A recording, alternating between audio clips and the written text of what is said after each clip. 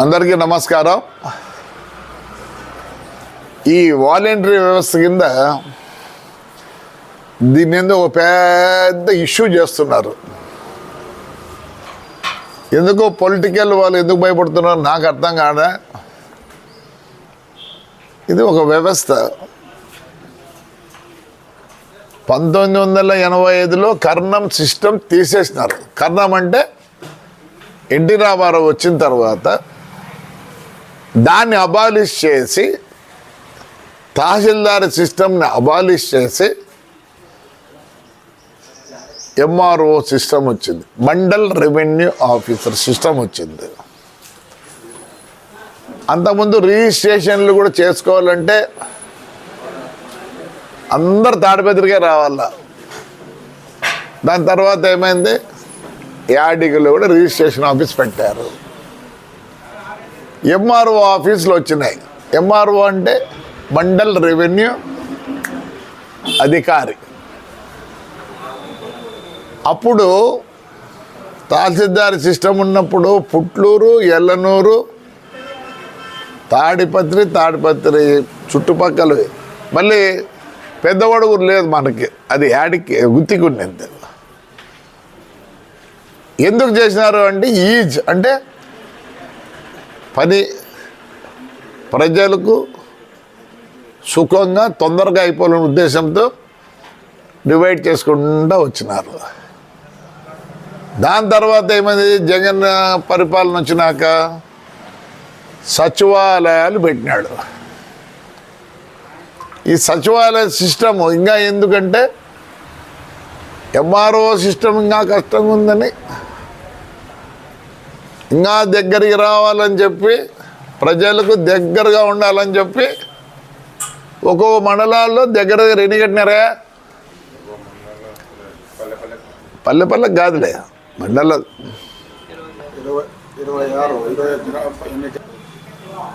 దాన్ని బట్టి ఇప్పుడు చూస్తే ఎక్కడెక్కడ ఉన్నాయి దగ్గర చిన్నపప్పూరులో ఉంది, దానికి చిన్న పడవల్లో ఉంది. ఇంకా వచ్చి ప్రతి విలేజ్లో దగ్గర 4-5 విలేజ్కి అటాచ్ చేసి ఆలూరులో పెట్టారు. ఆలూరులో అంటే బోడాయిపల్లి, అదేంది వేలంకూరు, అది అట్లా అంటే ఇంకా పని ఇంకా ఈజీ చేసేదానికి పెట్టినారు. ఆ వ్యవస్థల్లోనే ఏమొచ్చింది, దానికి అధికారులు ఉన్నారు.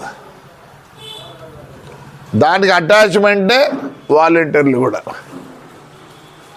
ఇంటింటికి 50 ఇండ్లకు ఒక వాలంటీర్. మంచి సిస్టమ్, కానీ అడ్మినిస్ట్రేషన్ లేక చెడిపోయింది. కానీ చాలా మంచి సిస్టమ్. నేను మున్సిపల్ చైర్మన్ని 50 ఇండ్ల కాడికి పోయినప్పుడు వాడు ఎవడో చెప్తాడు, అమ్మా ఇక్కడ లైట్ పడలేదు అంటే ఫోన్ నెంబర్ రాసుకొని మాకు మెసేజ్ ఇస్తారు. ఇక్కడ కాలం ఎత్తలేదు అంటాడు, ఇమీడియట్గా మెసేజ్ వస్తుంది. చెత్త ఎత్తలేదు, ఇమీడియట్గా మెసేజ్ వస్తుంది. System is very good. దాన్ని ఏం చేసినాడు జగన్ రెడ్డి గారు, విజయసాయి రెడ్డి చాలాసార్లు చెప్పినాడు, ఈ వ్యవస్థలో 99 మంది మన కార్యకర్తలు అన్నాడు. వాళ్ళ కార్యకర్తలు కాకపోయినా కార్యకర్తలుగా చేసేసుకున్నారు. ఏదో రిజైన్ చేయము అంటారు, రిజైన్ చేయండి అంటారు. నేను కూడా ఏం చేసినాను, 2500 ఓట్లు ఉంటాయి ఓ బూత్లో దగ్గర సరే. ఈ 2500 ఓట్లు నేనేం చేసినాను, 100 ఓట్లకు అంటే మాకు 25 ఇండ్లు వచ్చాయి. మేము వాలంటీర్ని చేసుకున్నాం. వాళ్ళు జీతాలతో వాళ్ళు చేస్తారు, మా వాళ్ళు ప్రేమతో చేస్తారు. ఎస్, ఈ 100 ఓట్లు అంటే 25 ఇండ్లు వచ్చినాయి మా వాళ్ళకి. ఆల్రెడీ 3 సార్లు తిరిగినారు. చెప్తున్నారు ఏమని, అమ్మా మీకు 4000 వస్తుంది, 2వ తేదీ లోపల మీరు తీసుకోకపోతే మీకు ఇదైతే అంటే, ఈసారికి అలా కాదు, 3 నెలల తర్వాత 3 నెలలకు వచ్చి తీసుకపోతే కూడా ఎందుకు చాలామంది బయట పని చేస్తారు ముసలోళ్ళు పాపం ఏడో పిల్లోళ్ళని చూసుకొని, మా ఇంట్లో కూడా ఉన్నారు, పిల్లోళ్ళని చూసుకొని ఉంటున్నారు. ఆ రోజు పరిగెత్తి రావాలి. ఇప్పుడు అట్లా కాదు, 3 నెలలకు ఒకసారి వస్తే కూడా 12,000 3వ నెల వచ్చినా ఇస్తారు. ఈ వాలంటీర్ వ్యవస్థను గురించి ఎందుకు ఇంత చేస్తారు? హైకోర్టుకు పోయారు, సుప్రీంకోర్టుకు పోయారు, ఈసీ అంటారు. వాళ్ళు చేసేదేమి? స్లిప్పులు ఎట్లా చేయాలి? గవర్నమెంట్ టీచర్లు స్లిప్పులు ఇస్తారు. ఎంత ప్రభావితం చేస్తాడైనా? ఎవరు తెలియకుండా పోయింది పొద్దు. మేము పోయి చెప్తాను, మొదటి రోజు రాసుకుంటున్నాం, 2 రోజు పోయినాం, 3వ రోజు చెప్తాను వాళ్ళకి, అమ్మా ఇదమ్మా అలానా నాయన అంటారు.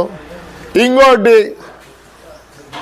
పెన్షన్దారుడు ఒక్కరే ఉంటే వాళ్ళని మేము ప్రభావితం చేయలేము, కానీ ఒక ఫ్యామిలీలో మెంబర్స్ ఉండి పెన్షన్దారుడు ఉంటే డెఫినెట్గా ఆయమ్మ పోయి చక్క ఓటు వేయద్దు.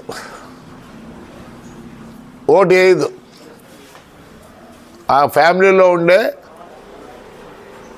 చెప్తే, పెద్ద ఆయన చెప్తే ఆ ప్రకారం పోతుంది. దీని గురించి చాలా ఎక్కువ మాట్లాడద్దండి. ఏం పాపం వాలంటీర్లు ఏం వాళ్ళే వేస్తారా, వాళ్ళే గుద్దుతారా పోయి ఏమన్నా? లోపలికి కూడా పోనీరు వాళ్ళని. ఎందుకంటే కళ్ళు కనపడడం లేదు, ఎందుకంటే వాళ్ళేం లోపల పంపిరు.